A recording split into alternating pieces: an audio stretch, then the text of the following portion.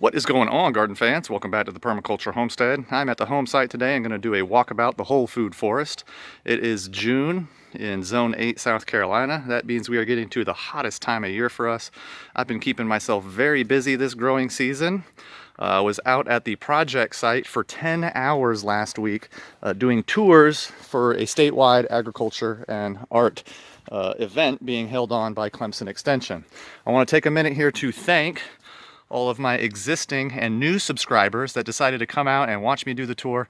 We thank you, we appreciate you. Thanks for that support. That's what really helps us out. If you are watching this right now and not subscribed, please hit the subscribe button, tap the notification bell, and give this video a thumbs up. That's what really helps us out. I'm seeing that only about 50% of you watching these videos are subscribed. Help us grow, help get the word out that suburban permaculture is sustainable. This is going to be what the future looks like if we intend to have any type of sustainable gardening practices moving forward. Want to show you all a couple things going on back here, really keeping in mind the point today is diversity. I want to talk diversity. That's been my theme for this year, planting diversely, talking diversity, and why diversity is important for me as a suburban gardener. So you're looking at my pawpaw patch right now. My hand pollination efforts seem to have done a really good job this year. I've got a good fruit set on two large patches of pawpaws that I have growing here. And pawpaws are interplanted, mixed, planted with a couple other things.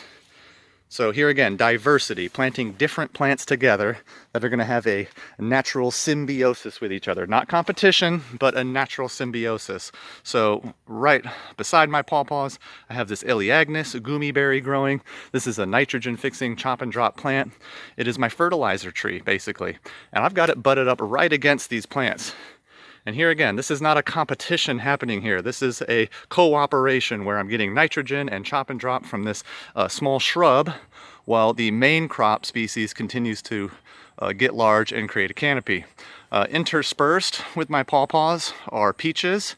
Now peaches are not the main crop here, and I continue to kind of prune these guys down, dwarf them up a bit because they take just too much maintenance for Zone 8 South Carolina.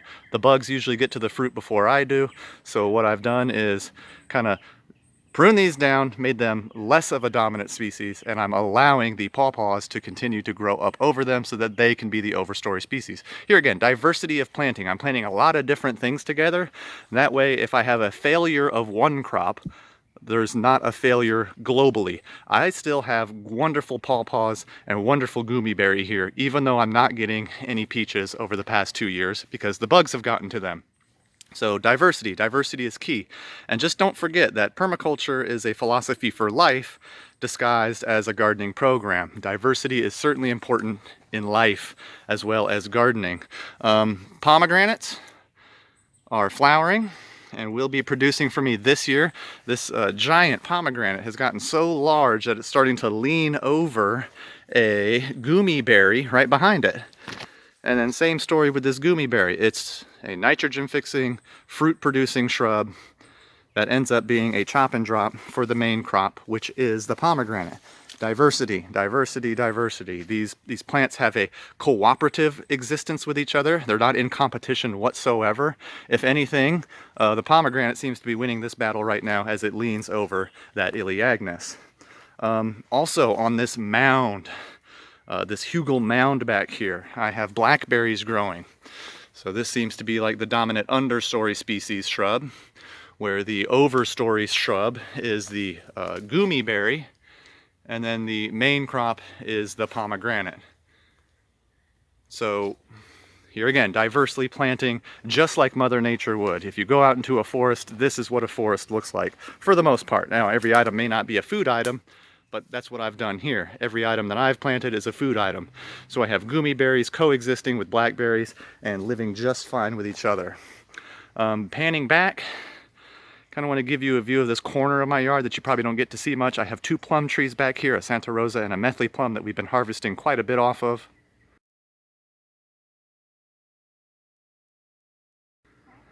And we do harvest little by little every day. Once again, this is self-sufficient gardening here. So my wife comes out here, does a little bit of harvesting, grabs some blackberries, grabs some raspberries, grabs a few plums.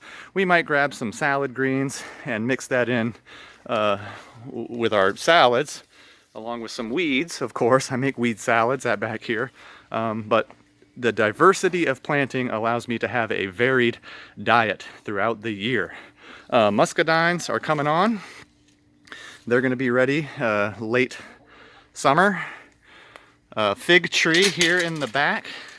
This is a brown turkey fig living in my chicken shed, and it is producing brown turkey figs again, really heavily. This is the second year in a row that it's set some fruit, and I'm pretty sure we're going to have a much bigger crop than what we got last year.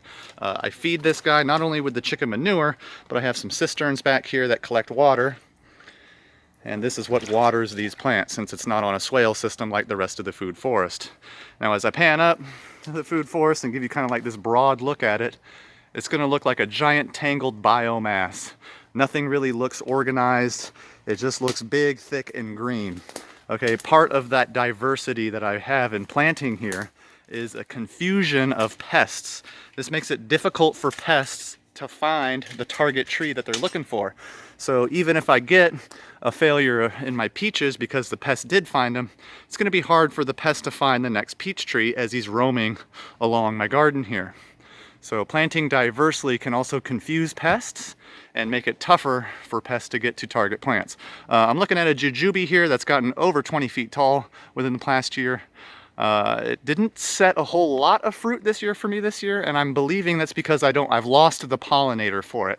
So next spring, I'm going to be planting another jujube tree right over here to help cross-pollinate the one that I got.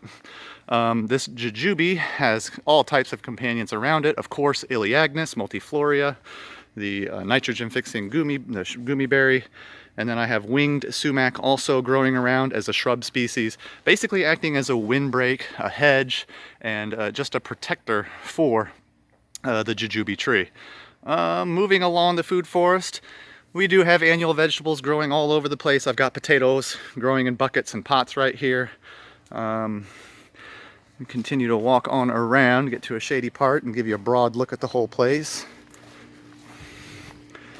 So here again, it just looks like a wild jungle, which is exactly the look that I was going for from the very beginning. Here is some pineapple guava, gummy berry, all living underneath an apricot tree right here, sweet gem apricot. So another part of that diversity in planting is my apricot is not ready to fruit yet. It's still only been planted in the ground here for 2.5 years.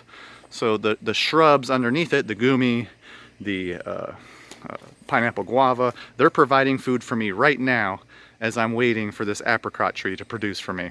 So because I've planted diversely, I'm getting a food crop while I'm waiting for a main crop to develop. Elderberry, one of my favorite plants to grow, looking really good, garden fans.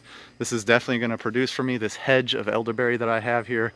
And as I've said in the past, this hedge of elderberry is kind of acting as a shade to the back of my home here. You can kind of see the shade I'm getting, but it's also shading out a raspberry patch, which is exactly what I want for my zone, Zone 8, South Carolina. Raspberries do not like direct sunlight, especially in my zone when we're getting to 90 and 100 degree part of the year. So raspberries are getting the desired shade they need at the time of year they need it, during the summer.